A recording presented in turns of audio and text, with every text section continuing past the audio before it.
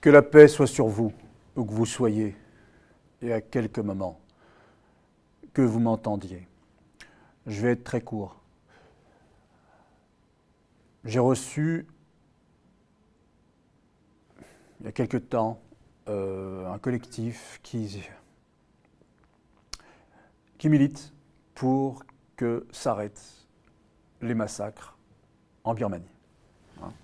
Ces images terribles qui nous arrivent de ce pays lointain où la minorité musulmane souffre le martyre, et on parle de nettoyage ethnique.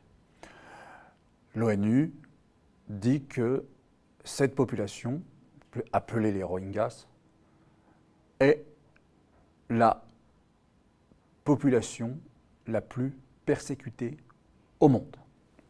Bien. Et j'ai voulu vous montrer qu'il y a un lien très fort entre la psychosexologie et ce qu'on appelle le nettoyage ethnique. Car qu'est-ce qui motive un nettoyage ethnique? Qu'est-ce qui fait qu'un groupe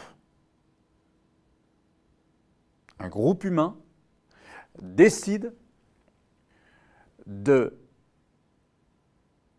tuer, d'exterminer un autre groupe humain? D'abord, pour ce faire, il faut qu'il soit dominant, plus fort, plus nombreux. N'est-ce pas? On ne s'attaque pas à plus fort que soi. Ah. Maintenant, Dieu merci, sur Terre, ce n'est pas parce qu'on est plus fort et plus nombreux qu'on s'attaque forcément à plus faible. Il y a, de par le monde, des États de droit où chacun a son appartenance à un groupe ethnique, chacun a sa religion, chacun a sa façon de vivre, et puis la loi protège tout le monde. Très bien. Alors, qu'est-ce qui pousse?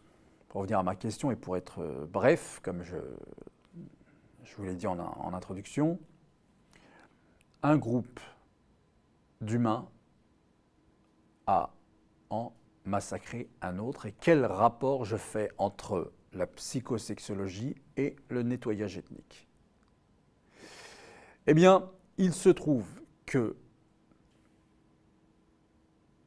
en réalité, ce qui se joue dans l'esprit, dans cette volonté du groupe dominant pour qu'il veuille mettre fin, pour qu'il veuille exterminer le groupe minoritaire, c'est en réalité qu'il a envie de supprimer son patrimoine génétique. Il s'agit en réalité d'une guerre des patrimoines génétiques. Vous savez, dans l'histoire, on a retrouvé un jour une stèle où un pharaon qui était allé guerroyer contre le peuple juif alors que celui-ci s'était déjà constitué en royaume. Je parle après la fuite d'Égypte avec Moïse, Moussa alayhi salam. Eh bien, les relations étaient encore parfois conflictuelles. Et un pharaon avait écrit, je ne me souviens plus du nom du pharaon, vous irez aussi travailler, cherchez par vous-même,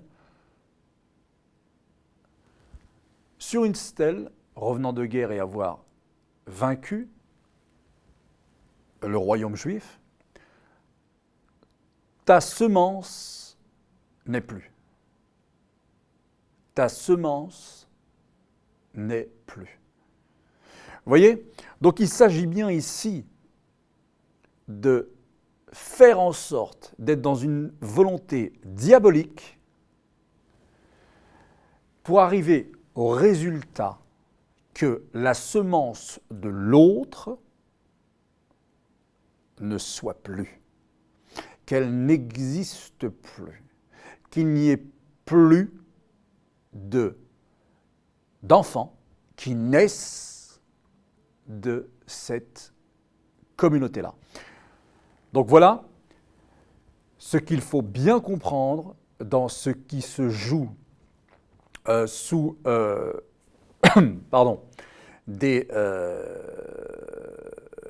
des ciels lointains, où on est encore dans ces considérations-là de manière brutale. Parce qu'on est dans ces considérations-là partout dans le monde. Mais avec d'autres façons de faire. L'humain restant l'humain, il a toujours peur que l'autre devienne plus nombreux. Mais ce qui se passe en Birmanie, c'est ce qui s'est passé tout au long de l'histoire où un nettoyage ethnique était monnaie courante. On faisait toujours en sorte de réduire l'autre à néant si cet autre ne constituait pas une valeur productive, si on n'arrivait pas à la servir, etc. etc. Vous voyez ?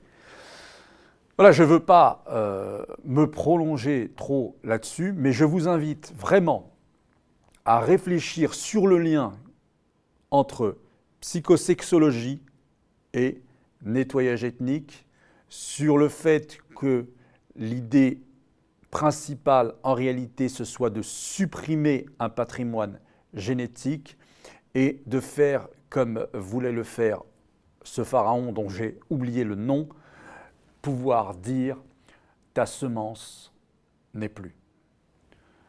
Wassalamu alaikum wa rahmatullahi ta'ala wa barakatuh. À bientôt.